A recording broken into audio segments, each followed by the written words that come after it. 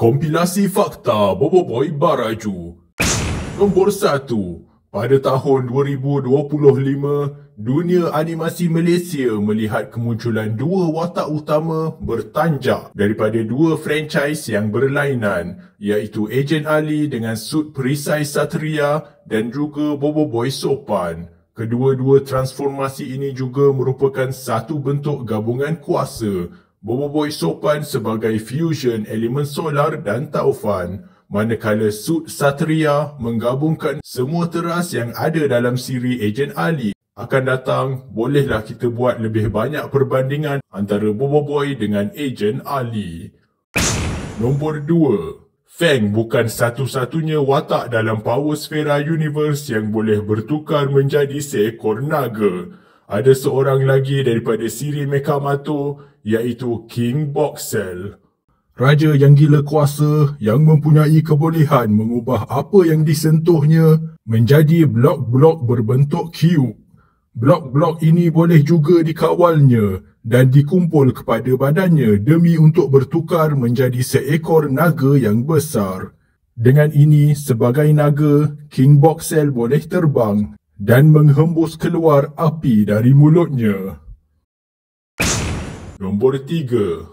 Keluarga Mekamato turun-menurun sememangnya dikenali dengan ciri-ciri rambut hitam bercampur sedikit putih. Ini dilihat pada Toaba, Amato dan Boboiboy. Kemudian ada dua watak seakan-akan Amato, iaitu seekor monyet random daripada tengah-tengah hutan dengan sebiji kelapa berupa Mekabot, dan juga fanbot yang memakai rambut palsu untuk meniru idolanya Mekamato. Nombor 4. Dalam ark Baraju ini, Boboiboy bertemu dengan Panglima Yanari dan juga Mas Gardu. Mereka berdua ini merupakan cucu kepada penguasa-penguasa elemen asal, iaitu Panglima Pairapi dan Mas Mawais. Dalam Boboiboy Movie 3, Boboiboy akan bertemu dengan Puteri Kirana pula, cucu kepada Satriantar, seorang lagi penguasa elemen lama, menjadikan 3 cucu kesemuanya.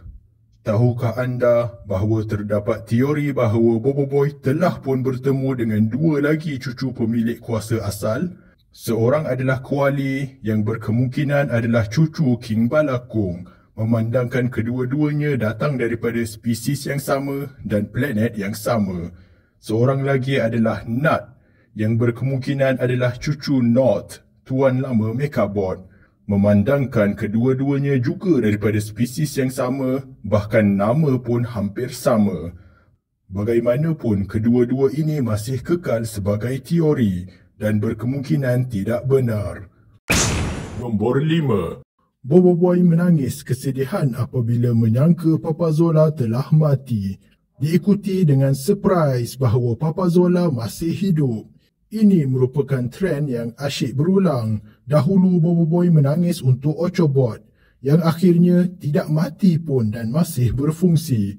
Kemudian Boboiboy ada menangis untuk Tok Kasa, yang rupa-rupanya sama juga masih hidup. Ini juga merupakan petanda bahawa tangisan Mekamato untuk robot janitor yang dirosakkan oleh Cubico pasti akan disusuli dengan kebangkitan robot tersebut pada masa akan datang. Nombor 6. Kalau dilihat formasi landscape planet Baraju yang berbatu, kita akan lihat bentuk arca melengkung yang menyerupai lambang elemen air ais. Manakala bahagian-bahagian tajam yang terpacak ini menyerupai lambang api. Nombor 7. Akhirnya kita dapat lihat rupa codebot yang asal dalam versi animasi 3D. Sepanjang ark gentar, kita hanya dapat lihat power sfera tersebut dalam bentuk yang rosak dan korup sahaja. Nombor 8. Tim Boboiboy datang ke planet Baraju secara berasingan. Sebahagian datang dengan kapal angkasa, manakala sebahagian lagi datang melalui portal teleportasi Ochobot secara langsung daripada kilang Newbot planet Makina. Ini berbeza daripada versi komik di mana mereka semuanya datang bersama-sama dalam kapal angkasa sahaja. Pesawat tersebut pun tidak pernah diserang dan kerosakan yang berlaku hanyalah akibat air mata lava milik Rokta-Roka. Nombor 9. Boboiboy menyangka dia akan ke planet Volcania, akan tetapi dibawa ke planet Baraju pula. Kedua-dua planet ini mewakili elemen api. Baraju mempunyai iklim separuh panas, merupakan tempat tinggal puak bara dan tempat asal untuk penguasa lama Pairapi. Malah kaum batu api pun tinggal di situ. Manakala planet Volcania panas secara menyeluruh ditambah dengan lava volcano, merupakan tempat tinggal sementara Rokta-Roka dan tempat simpanan Powersfera api bot. Nombor 10. Bukan elemen api sahaja yang diwakili oleh dua planet. Elemen angin diwakili oleh planet Windara dan juga planet Bayugan. Windara merupakan tempat tinggal penguasa lama Kuputeri dan mempunyai iklim angin kencang. Bayugan pun sama, beriklim angin kencang dengan dua lapisan, dan sebab itulah Retaka pergi ke sana untuk menaik taraf kuasa beliungnya. Manakala elemen daun pun diwakili oleh dua planet iaitu Rimbara dan Kadruax. Kedua-duanya tempat yang dihuni makhluk bertemakan tumbuhan. Ditambah lagi, Rimbara tempat asalnya penguasa lama King Balakong dan Kadruax merupakan tempat simpanan Powersfera Pasubot. Manakala untuk elemen petir dan ais, masing-masing hanya diwakili oleh satu planet sahaja, iaitu Gurlatan dan Baraju. Gurlatan beriklim ribut petir dan diperintah oleh penguasa asal Satriantar dan laskar guruhannya, manakala Baraju beriklim separuh sejuk dan merupakan tempat tinggal penguasa asal Masmawais, kaum saljunya dan juga kaum ais batu. Nombor 11. Pasukan Tapops kadangkala berkelakuan sangat tidak bijak, seolah-olah tidak menggunakan otak. Apabila pesawat angkasa mereka diserang dengan api dan ais, sepatutnya Rokta-Roka disuruh untuk mencairkan bahagian yang terkena ais beku. Manakala bahagian api boleh sahaja dipadam oleh Fang dengan cara menutupnya dengan bayang sehingga terpadam hasil kehilangan oksigen.